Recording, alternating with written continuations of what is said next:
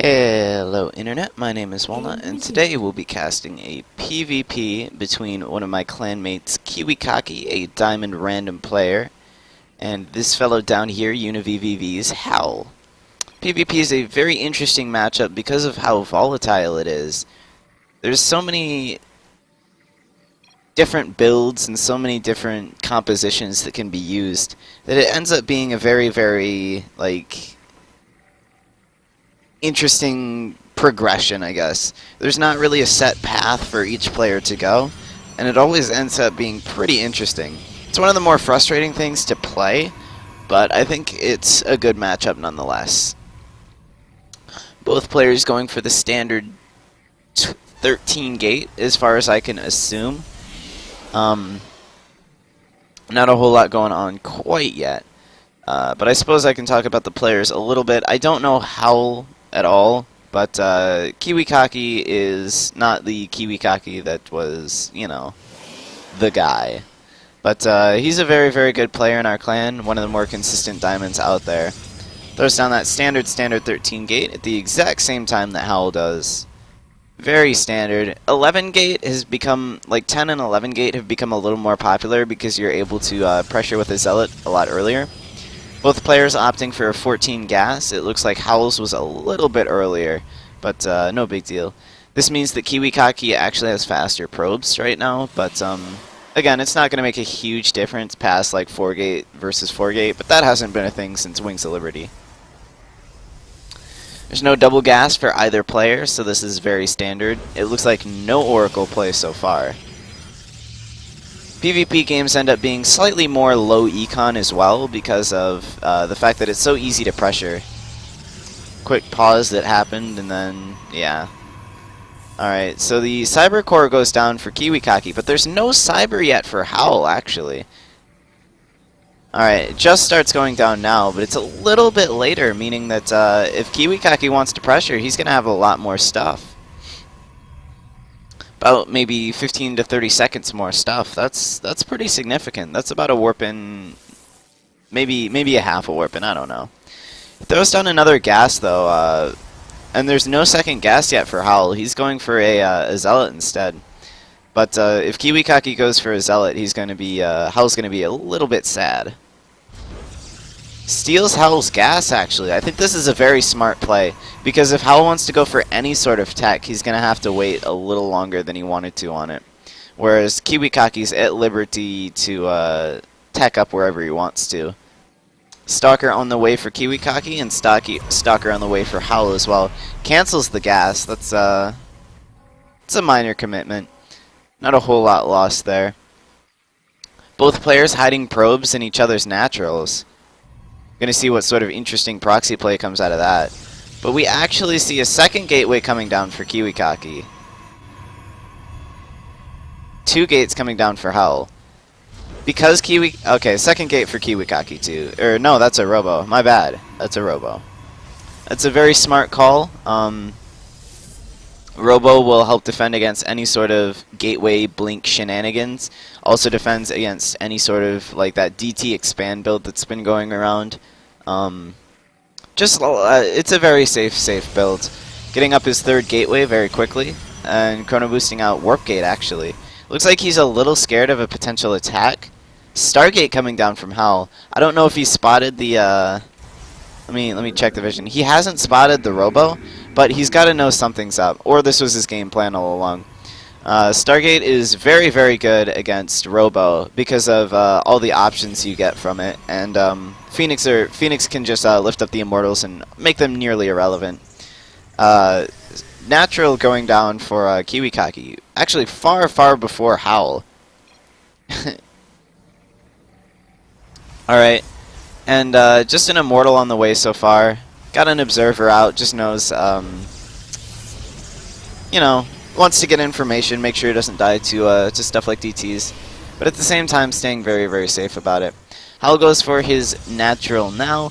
It's about maybe 60 seconds later than Kiwikaki. So Kiwikaki's going to have a pretty minor mineral advantage for a little while going into the mid-game.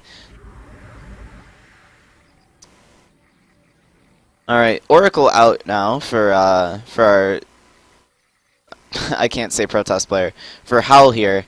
This is gonna do a fair amount of damage, maybe. It all depends on how fast Kiwi reacts and puts his stalkers in the mineral line. You need 2 stalkers per base or per mineral line to defend, and Oracle can actually 1v1 one stalker. And one stalker also doesn't kill an Oracle very quickly, so it can also snipe like a lot of workers. 2 more stalkers on the warp in. This is a very interesting build. Okay, Robo on the way for Howl, so he's transitioning into slightly more standard stuff. But, okay, that's a very good reaction time. Might actually snipe this. No. Howl gets the revelation and just scoots on out. Very nice play from both players. Very perceptive, making sure that Kiwi didn't lose any workers, but also making sure he kept his Oracle alive. Only taking very, very minor damage there. Or Observer going in, scouting out all the things. Just starting to saturate his base now, whereas Kiwi's been mining from it for a little while. Oracle's scooting around, but it's actually in vision of the Immortal, if I'm not mistaken, so he might be a little bit savvy to this. Alright, double gas finishing up. Kiwi's is finishing up slightly faster, almost the same time. So they're both going to have like lots of gas options. Might actually be able to snipe this Oracle. No, it's too quick. Not quite fast enough on those fingers, Kiwi.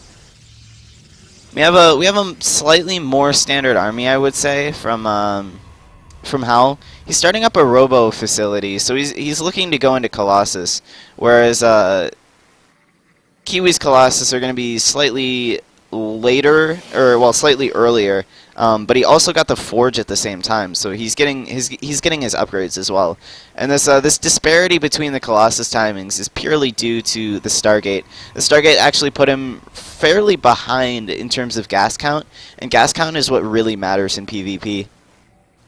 Howl actually floating a ton of minerals here too. He should throw on maybe 2 forges and a handful of gateways, because that would up his production and his ability to progress in the game a lot better. We have a Twilight Council going down for Kiwi right now. Fairly interesting. It looks like he's going to go into Blink with how many Stalkers he has. Generally, Stalkers aren't considered that good in this matchup simply because they get sniped so easily and they don't do quite enough damage or tank enough for your Colossus. So generally, like the optimal composition is like a couple of Immortals, and then the rest Zealots and Colossus, really. Then Tempest start coming into play. Howl's going to have the advantage on the Tempest because he already has his Stargate. So we don't have any upgrades started yet for Howl, but he does have his Twilight Council already started and ready. He's going to take a slightly faster third base here than Kiwi, but Kiwi's actually looking to take one right now.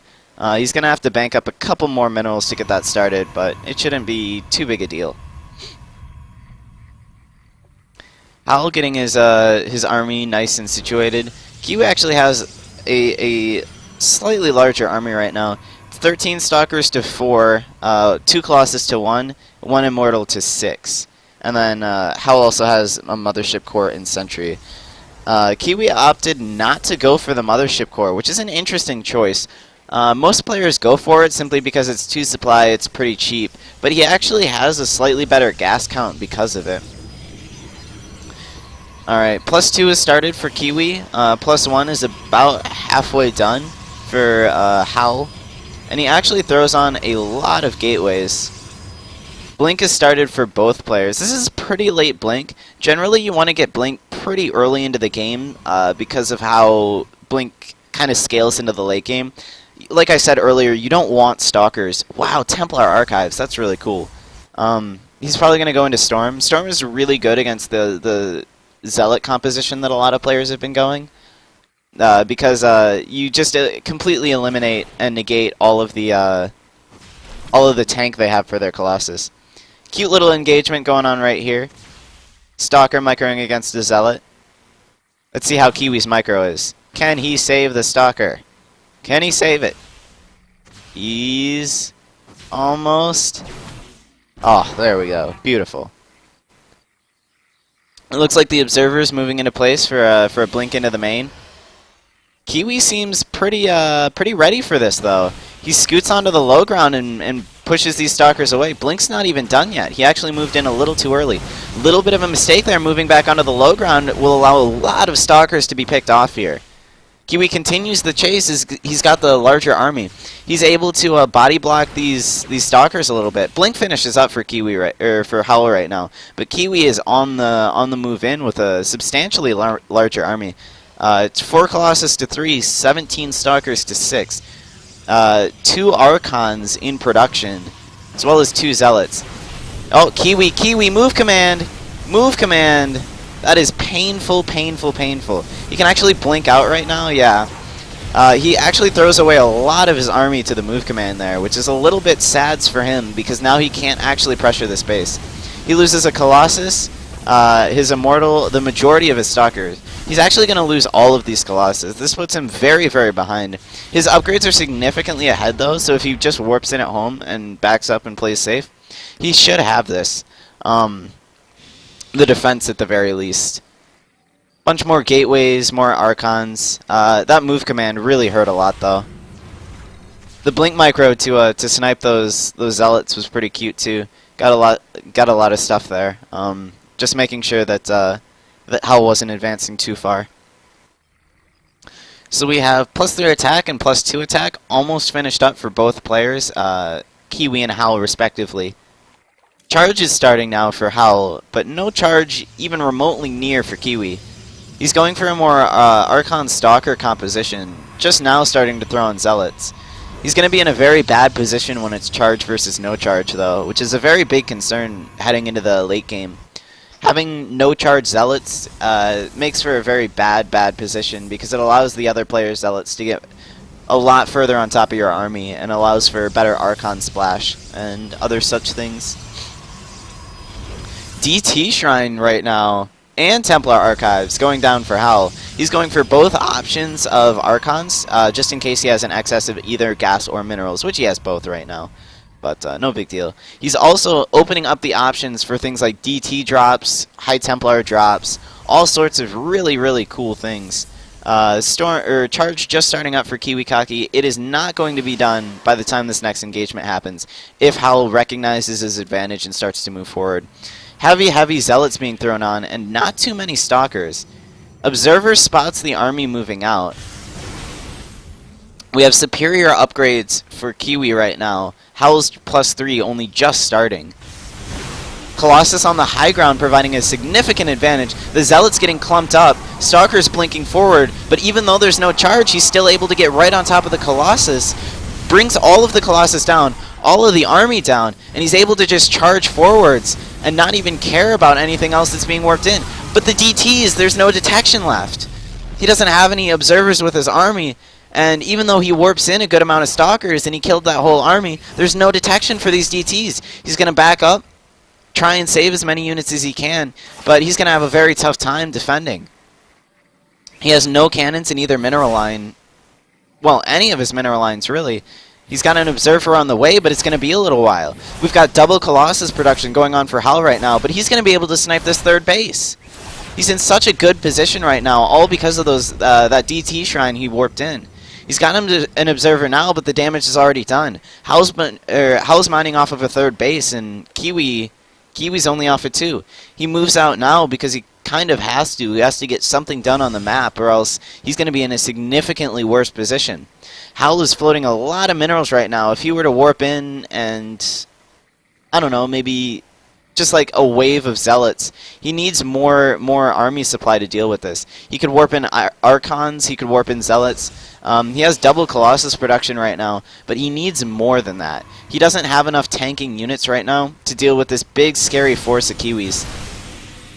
He's got Zealots moving in. Charge is now done. He's getting Observer speed, too, to help deal with these pesky DTs. He doesn't have quite enough Zealots to tank for the opposing Zealot fire, but he's able to pick it off with the Blink Stalkers. He kills the Archon with a very nice Colossus volley. But it's 4 Archons, or 4 Colossus and an Archon against 4 Colossus. Well, 3 now. He's losing a significant amount of his Colossus, and he's playing against double Colossus production, so it's going to be a very, very tough uphill battle from now on. Howl is just now starting to eat into that bank of his, starting to warp in a lot more units. I'd like to see him throw on a significant portion more gateways and expand again because of his advantageous position here. Kiwi just warping in more Stalkers, units you don't really want when you're playing against a heavy Colossus Zealot composition. Lots more Archons being warped in right now. We have a ton of Zealots and a bunch, or 3 Archons being warped in. No upgrades on the way though for Howl. Kiwi started up his +1, which is helping him solidify his upgrade advantage, which has been winning or helping him survive in this game so far. What Kiwi really needs, though, is he needs a higher Zealot count, and he needs to do something on the map with the Stalkers. He needs to somehow catch up in the Colossus count, which is going to be very difficult against a 2 Colossus production Protoss player. It's very, it's very interesting to see 8 Colossus out now for Howl, because this reminds me so much of the Wings of Liberty days, when it was 9 Colossus Mass Zealot every single game. He opts to take the gold base right now. This is very good. He's in an advantageous position, and he has all of the map control right now. So it doesn't really matter that Kiwi has an amount of units, or really anything at this point, as he's able to completely negate any sort of disadvantage he might be at in terms of economy or units that Howl suffered earlier because of that gold base. So now we see Kiwikaki sort of just building up an army as much as he can, while Howl vies for position. He seems to heavily favor this area of the map where he put this pylon, and he looks to be like pressuring this area, but he's not actually getting a whole lot done. His speed observer's putting in work. He actually spotted the gold base, and he's taking a 4th of his own now. Howl's not actually in a good position to contest that 4th base right now because he's so committed on this side of the map. Wow, he's actually getting a bit of damage in on this Colossus. This is very good for him. Any amount of damage he can get to soften up a Colossus or whatever is big in an engagement where lots of damage happens so quickly. Howl chooses to engage right now before his last Colossus walks up. Lots and lots of splash damage happening on the Colossus. There's not quite enough Zealots to tank for it. Archons walking forward into their own deaths. But Kiwikaki looks to be in a very dominant position right now. He's able to snipe off a lot of these warping in Zealots, but he's focus firing the enemy Colossus. He's actually gained a Colossus lead right now against the player with 2 Colossus production. This is a very, very big advantage for Kiwi, and as long as he's got good warp-ins coming in on the map, which he does with these 8-ish Colossus coming in, he should be able to walk across the map and just murder this 4th base that's coming up from Howl. He snipes another Colossus. This means it raises the number from 6 Colossus with 1 more in production to 1 Colossus with 2 more in production. He's in a very, very advantageous position right now. He blinks forward with the Stalkers, vies to... He does actually snipe that Colossus right there. He's about to saturate his 4th base, at hopefully. He's got a lot of idle workers here, and this is oversaturated. But he's got a fairly better economy, assuming that he can pick this base off. Lots and lots of production here as well. It's being easily sniped, which means that Howl's going to have a pretty bad time. All of these probes getting sniped, that raises the worker lead of Kiwi from 64 to 50 workers, meaning that Kiwi can easily out macro Howl right now with his 4th base and significant worker count. Howl moving in with 4 Zealots, 3 DTs to snipe this 4th base. Might be for an eye right now, as Kiwi actually does not have any observers right now protecting his 4th base. He's going to move out, which I don't agree with. There's going to be cannons here to defend his base, but with so many Zealots and so many DTs, he's going to have a very hard time holding this. Warps in the Zealot wall to prevent the DTs from walking into the cannon, which I think is very smart. He moves into the 3rd base now of the other Protoss player, starts sniping off the Archons, not actually taking very much damage. 1 Colossus does go down, but the harass at the 4th base has been cleaned up, and Howl doesn't have any more units. It's 140 supply to 66, 64, 63, and the 3rd base is being sniped. There's nothing left here for Howl, and that's going to be GG. Very, very, yeah, that move command. Very, very back and forth game here from our 2 Protoss players. Lots of little decisions and very interesting micro plays that happen. A few things that that maybe didn't go in the favor of each of our players, but very interesting game nonetheless. So yeah, Kiwikaki bringing one home for the clan. Thank you guys so much for tuning in. This has been Walnut casting a beautiful, beautiful PvP game, and I'll see you guys next time. Thanks for tuning in.